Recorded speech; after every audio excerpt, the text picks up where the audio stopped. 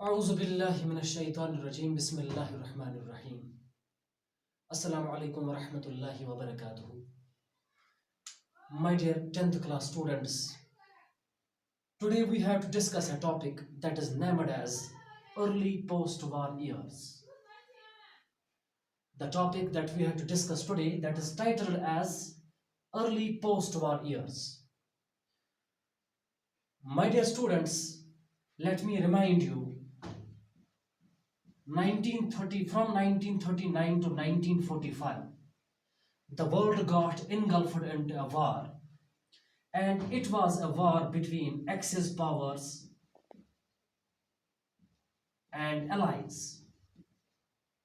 The war from 1939 to 1945 between Axis powers and allies, this is simply referred as Second World War, right?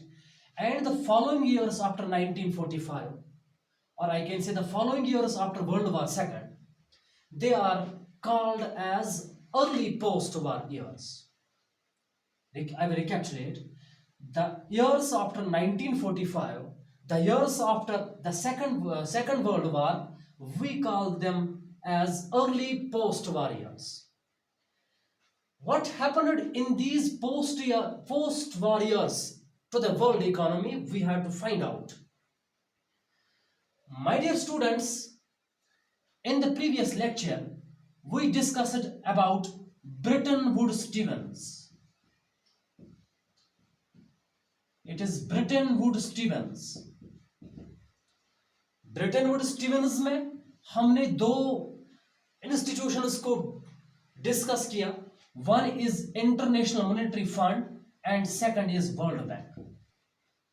These two institutions came into existence in a conference. This is called Bretton Woods Conference, and the conference took place in 1944. And now the duty of this International Monetary Fund and World Bank was to finance the countries. My dear students, this International Monetary Fund and World Bank, I mean Bretton Woods-Stevens, they gave rise to a new era. They gave rise to a new period, I can say. They gave rise to a new era, right? And this era was the era of original and unprecedented growth. Original and unprecedented growth.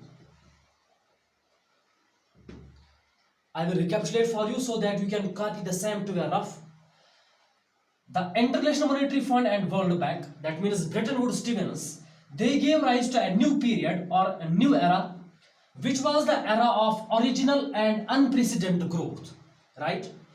How this was the era of original and unprecedented growth?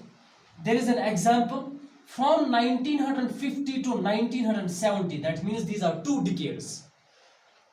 1950 से लेकर 1970 तक जो ये 20 साल है, in that 20 years there was the growth in world trade and there was the growth in income. World trade from 1950 to 1970 increased annually by 8% and the income grew annually by 5%. There was growth in world trade, that means it grew by 8% annually from 1950 to 1970. Similarly, income also grew and the growth rate was 5% annually, right? My dear students, not only this was the period of original and unprecedented growth, but this was also the period which witnessed the emergence of the spread of technology. The spread of technology. It is also the period in which we saw the spread of technology. On the other hand, we see the extreme flow of capital. Extreme flow of capital, right? Spread of technology, extreme flow of capital, unprecedented growth in the world trade by 8% annually. Income grew annually 5% between 1950 to 1970. We found that keeping all these dimensions in mind, we came to the conclusion here the early post-war years were the years of progress. Were the years of progress, keeping an economy of the world in mind, keeping an unprecedented growth of world trade and income in mind, keeping the extreme flow of capital in mind, right? And more importantly, keeping the spread of technology in mind. That's why we say that this period was the period of economic progress, right?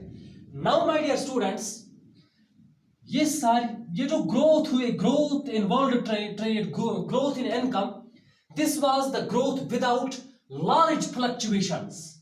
This was the growth without large fluctuations. What's the meaning of fluctuation? I will tell you. It means the up and down in the up and down in strength. The up, I will write it here so that we can copy the same to a rough.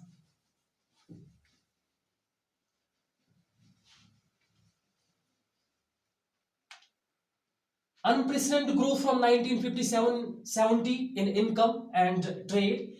It was the growth without large fluctuations. Growth without large fluctuations. This fluctuation means up and down in value and strength. That means 1950 से लेकर 1970 तक जो unprecedented growth in income हुई, वो without fluctuations थे, वो without ups and downs थे, without ups and downs in value and strength. Keeping all these important features in mind, we come to the conclusion here the early post-war years were the years of economic progress, right? My dear students, if you will consult your textbook, there is one more topic, that is decolonization and independence.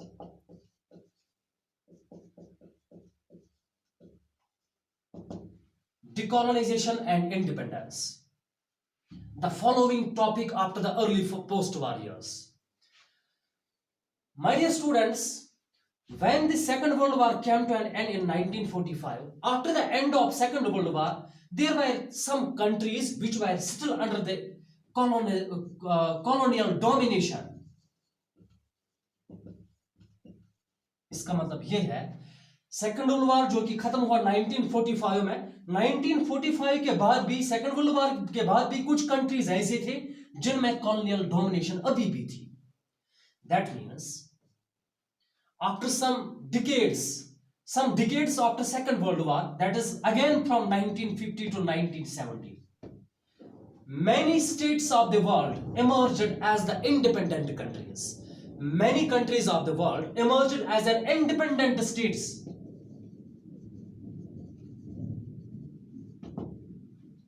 I hope you will be getting it clearly. Independent states emerge हुए क्योंकि 1945 के बाद अभी भी कुछ countries ऐसे थे जिनमें कॉलोनियल डोमिनेशन थी.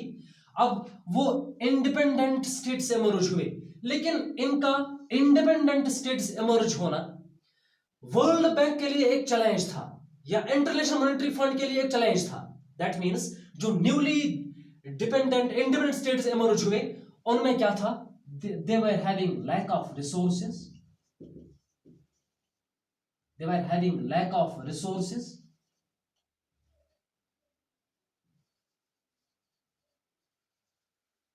And there was also poverty on its peak.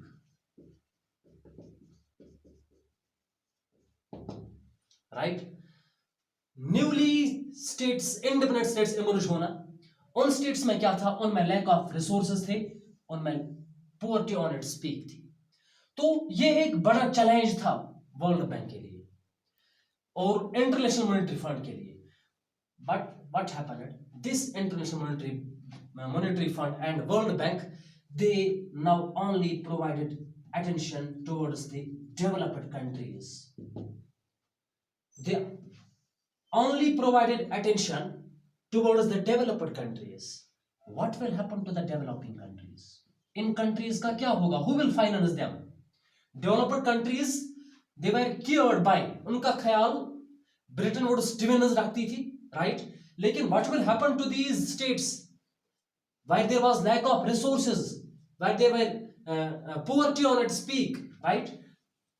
Now what happened? These developing countries, they organized themselves into a group that is called the group of 77 countries, also known as G77, right? And these G77 countries, the group of 77 countries, their demand was NIEO. It is NIEO. The demand of G7 countries, it is NIEO. It is New International Economic Order.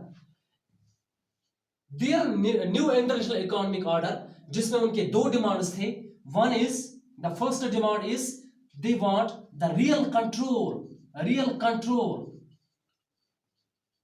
over their natural resources, and they also want freedom of markets.